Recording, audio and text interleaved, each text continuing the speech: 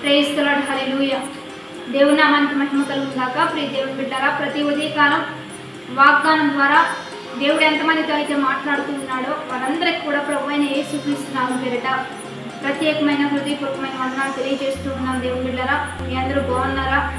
ఆత్మీయంగా ఆధ్యాత్మికంగా మీ జీవితంలో ఆశీర్వాదపరంలో నడుస్తూ ఉన్నారా? ఖచ్చితంగా ప్రతిదినము దేవుడు మనతో మాట్లాడుతూ మనం నడవలసిన త్రోవలో నడిపిస్తూ ఉన్నాడు కనుక ఖచ్చితంగా మీరు గమనిస్తూ ఉండండి, మీరు గమనించుకుంటూ ఉండండి.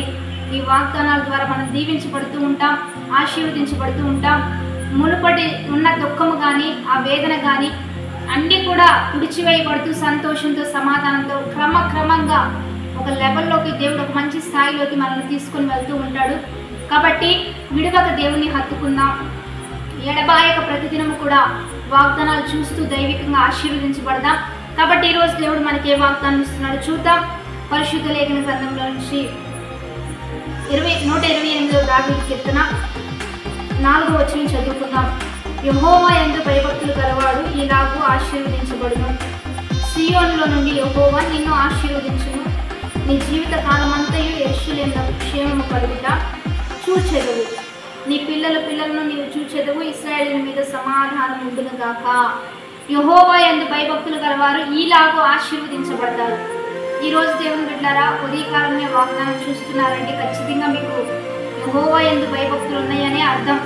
కాబట్టి మీ భయము, భక్తి, మీ విధేయత, మీ ఆతురత, మీ విశ్వాసం భవిష్యత్తులో మిమ్మల్ని దీవెనకరంగా మార్చబోతుంది. ధైర్యంగా మీరు ఉండాలి. మీ అక్కర్లు కానీ, ఆత్మీయమైన కొరతలు కానీ, ఆధ్యాత్మికమైన కొరతలు కానీ, ఆరోగ్యపరంగా, ఆర్థికంగా అన్ని రీతిలుగా దేవుడు మిమ్మల్ని దీవించబోతున్నాడు, ఆశీర్వదించబోతున్నాడు.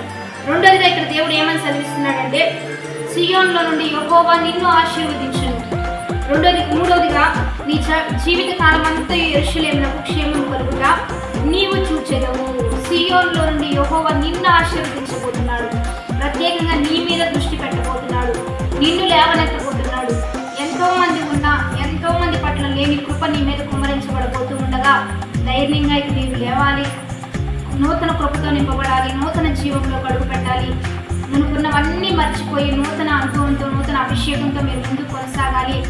నిన్ను, నీ ఇంటి వారిని, నీ దేశాన్ని దేవుడు దీవిస్తూ ఉండగా, ఆశీర్వదిస్తూ ఉండగా అది నీవు కన్నులారా చూసే విధంగా దేవుడు నిన్ను ఆయుష్ ఇచ్చి పొడిగించి దీవెనకరంగా నిన్ను, నీ ఇంటిని లేవనెత్తబోతూ ఉండగా వాగ్దానాన్ని గట్టిగా పట్టుకుందాం, ధైర్యం తెచ్చుకుందాం, విశ్వాసంగా ప్రార్థన చేద్దాం. పరిశుద్ధుడా, మహోన్నతుడా, ప్రేమ కలిగిన తండ్రి, ఈరోజు మీరు ఇచ్చిన ఈ యొక్క వాగ్దానాన్ని బట్టి నీకు మహిమ. ఎంతమంది బిడ్డలైతే ఈ వాగ్దానం చూస్తూ ఉన్నారో ఈ వాగ్దానం వారి పట్ల నూరంతల ఫలింపులోనికి నడిపించయ్యా. ప్రతి ఒక్క మాట రూఢీపరిచయ్యా.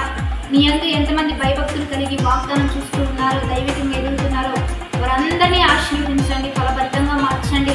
వారి అక్కర్ల అవసరతలు ఎన్నైతే మీకు తెలియజేస్తూ ఉన్నారో అన్నీ యేసు నామములో దీవించబడాలి, తీర్చబడాలి. ప్రతి ద్వారం, ప్రతి వాక్యలు విప్పయ్యా.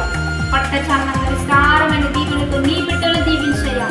మెండైన ఆశీర్వచనంతో నింపి నడిపించి ఆరోగ్యము, వారికి సమృద్ధి, ఉద్యోగం లేని వారికి ఉద్యోగం, వివాహం లేని వారికి వివాహాలు, గర్భఫలం లేని వారికి గర్భఫలాలు, వారి యొక్క పాడి పశువులు, దుక్కుడెద్దలు, గొర్రెల మేకలు అన్నీ దీవించయ్యా.